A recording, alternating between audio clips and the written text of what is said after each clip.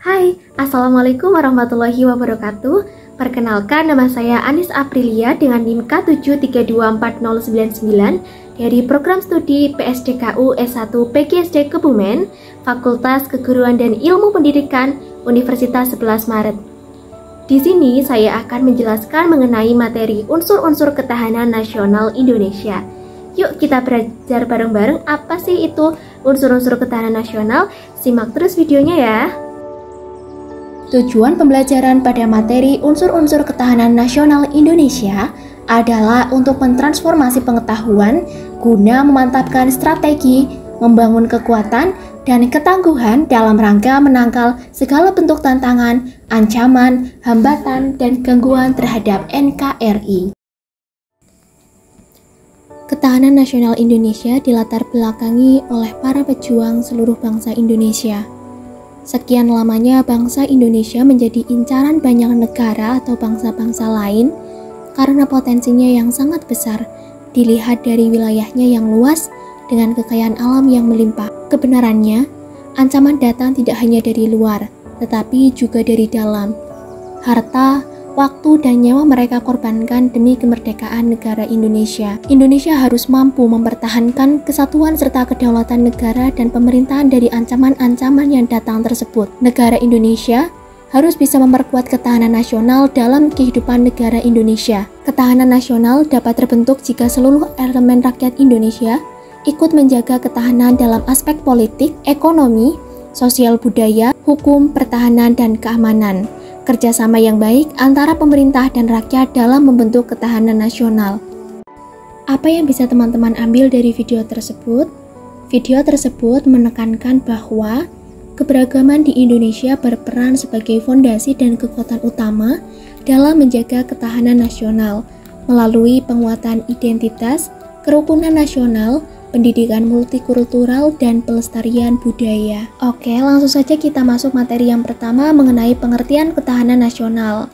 Secara konsepsional, ketahanan nasional merupakan kondisi dinamis suatu bangsa yang meliputi segenap aspek kehidupan nasional yang terintegrasi. Sedangkan menurut GPHN, pengertian ketahanan nasional adalah pada hakikatnya ketahanan nasional merupakan kemampuan dan ketangguhan suatu bangsa untuk dapat menjamin kelangsungan hidup menuju kejayaan bangsa dan negara. Sehingga kesimpulannya adalah ketahanan nasional merupakan kemampuan dan ketangguhan suatu bangsa dalam menghadapi tantangan dan ancaman yang mencakup seluruh aspek kehidupan. Ketahanan nasional berperan penting dalam menjamin kelangsungan hidup dan kejayaan bangsa, di mana pembangunan nasional yang berhasil akan meningkatkan ketahanan nasional dan sebaliknya.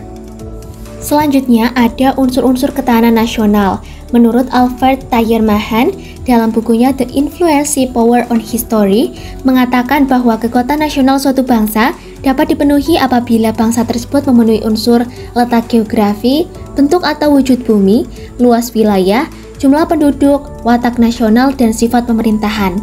Adapun faktor kekuatan ketahanan nasional, menurut Hans J. Morgenthau dalam bukunya Politics Emotions, The Struggle for Power and Peace, yaitu terdiri atas faktor-faktor yang relatif stabil atau stable factors terdiri atas geografi dan sumber daya alam, dan faktor-faktor yang relatif berubah, dynamic factors terdiri atas kemampuan industri, militer, demografi, karakter nasional, moral, nasional, kualitas diplomasi, dan kualitas pemerintah. Akan halnya konsepsi ketahanan nasional Indonesia, dikemukakan pula adanya sejumlah unsur atau faktor yang selanjutnya diistilahkan sebagai gatra. Gatra ketahanan nasional Indonesia disebut Astagatra atau 8 gatra, yang terdiri atas Trigatra, 3 gatra yang merupakan 3 aspek kehidupan alamiah, dan Pancagatra, 5 gatra yang merupakan 5 aspek kehidupan sosial. Untuk lebih jelasnya, mari kita bahas satu persatu mengenai 8 gatra dalam ketahanan nasional Indonesia. Yang pertama, ada gatra letak dan kedudukan geografi. Gatra letak geografi menentukan kekuatan nasional negara. Hal yang terkait dengan wilayah negara meliputi bentuk wilayah negara, dapat berupa negara pantai, negara kepulauan, atau negara kontinental. Luas wilayah negara, ada negara dengan wilayah yang luas dan negara dengan wilayah yang sempit atau kecil. Dan ada pula posisi geografis, astronomis, dan geologis negara. Daya dukung wilayah negara, ada wilayah yang habitable dan ada wilayah yang uninhabitable. Yang kedua, ada gatra keadaan dan kekayaan alam. Sumber kekayaan alam dalam suatu wilayah, baik kualitas maupun kuantitasnya sangat diperlukan bagi kehidupan nasional. Oleh karena itu, keberadaannya perlu dijaga kelestariannya. Kedaulatan wilayah nasional merupakan sarana bagi tersedianya sumber kekayaan alam dan menjadi modal dasar pembangunan. Nah, hal-hal yang berkaitan dengan unsur-unsur sumber daya alam sebagai elemen ketahanan nasional meliputi yang pertama, potensi sumber daya alam wilayah yang bersangkutan, mencakup sumber daya alam hewani, nabati, dan tambang. Yang kedua, kemampuan mengeksplorasi sumber daya alam. Yang ketiga, pemanfaatan sumber daya alam dengan memperhitungkan masa depan dan lingkungan hidup. Dan yang keempat adalah kontrol atas sumber daya alam. Yang ketiga, ada gatra keadaan dan kemampuan penduduk. Gatra penduduk sangat besar pengaruhnya terhadap upaya membina dan mengembangkan ketahanan nasional. Penduduk yang produktif atau yang sering disebut sebagai sumber daya manusia yang berkualitas mempunyai korelasi positif dalam pemanfaatan sumber daya alam, serta menjaga kelestarian lingkungan hidup baik fisik maupun sosial. Yang keempat adalah gatra ideologi, menunjuk pada perangkat ideologis untuk mempersatukan persepsi dan mempersatukan bangsa, yaitu Pancasila. Hal ini dikarenakan bangsa Indonesia merupakan bangsa yang memiliki keanekaragaman yang tinggi. Keadaan ini mempunyai dua peluang, yakni di satu sisi berpotensi perpecahan dan di sisi lain sebagai kekayaan bangsa dan menumbuhkan rasa kebanggaan. Unsur ideologi diperlukan untuk mempersatukan bangsa yang beragam ini. Yang kelima, ada gatra politik. Gatra politik berkaitan dengan kemampuan mengelola nilai dan sumber daya bersama agar tidak menimbulkan perpecahan, tetapi stabil dan konstruktif untuk pembangunan. Politik yang stabil akan memberikan rasa aman serta memperkuat persatuan dan kesatuan nasional. Yang keenam, ada gatra ekonomi. Ekonomi yang dijalankan oleh suatu negara merupakan kekuatan nasional negara yang bersangkutan.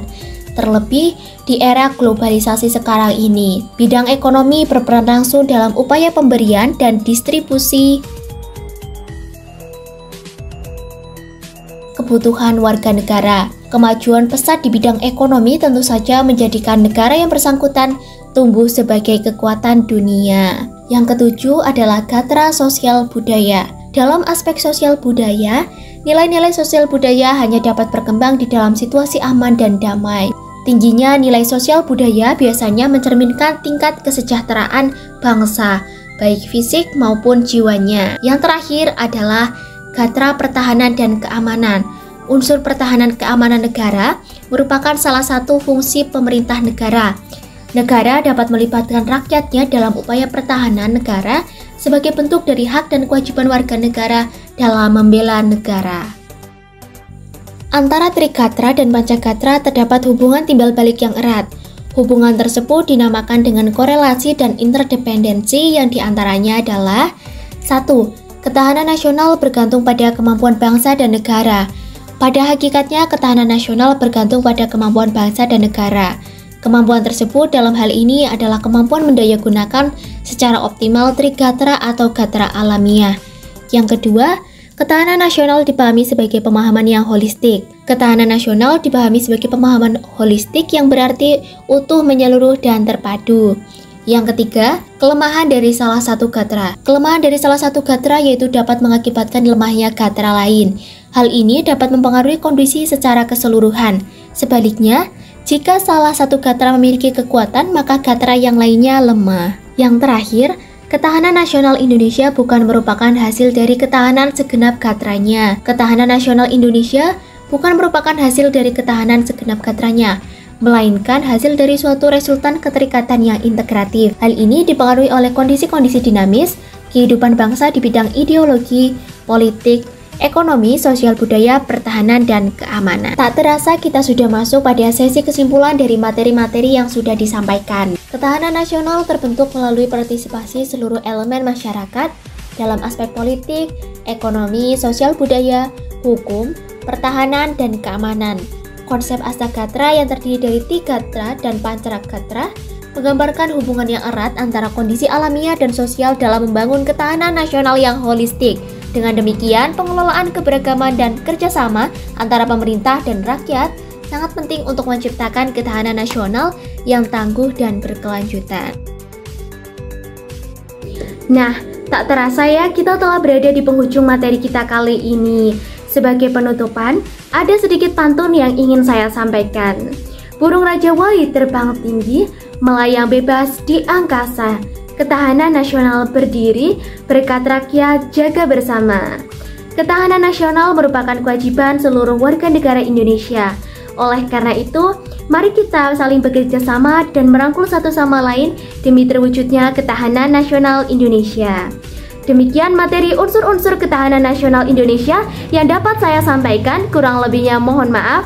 Wabillahi taufiq wal hidayah. Wassalamualaikum warahmatullahi wabarakatuh.